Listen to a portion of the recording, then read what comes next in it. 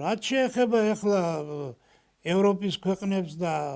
განსაკუთრებით რუმინეთსა და პოლონეთს, რომლებიც უკრაინას ესაზღვრებიან და საიდანაც ხდება იარაღის მიწოდება ძირითადად უკრაინაში, იქ უკვე გააქტიურდა, ასე ვთქვათ, ინგლისი, გააქტიურდა გერმანია და საფრანგეთი და უკვე საუბარი მიდის, რომ რაღაც 30,000 კონტინგენტიანი ჯარი შეიძლება როგორც მშვიდობის ყოფილი შეიყვანონ უკრაინაში, რაც პრაქტიკულად გამორიცხულია. აი ახლა ტრამპის დღევანდელი გამოსვლის შემდეგ უკვე ფაქტიურად გადაეკეტება არტერია უკრაინას და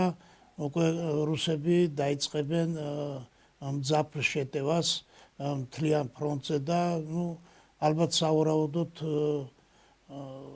ზაფხულში უკვე ომი მთლიანად თუ უფრო ადრე, თუ ზელენსკი თვითონ უკრაინელმა ხალხმა არ გამოათრია თავის ბუნკერიდან და მუსოლინივით თავდაყირა არ ჩამოკიდა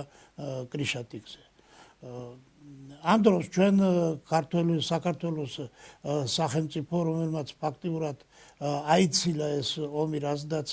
მთელი ეს ზეწოლა მიდიოდა როგორც დასავლეთის, ისე ბაიდენის ხელისუფლების მიერ, წარმატებით გაართვა თავი ამ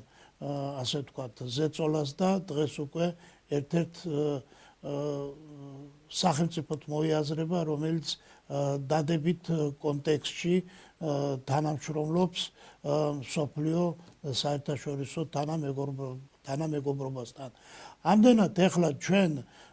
უკვე დროა საქართველოს მიხედოს თავის საშინაო პოლიტიკას და დაიწყოს ფიქრი ქვეყნის ტერიტორიული მთლიანობის აღდგენაზე,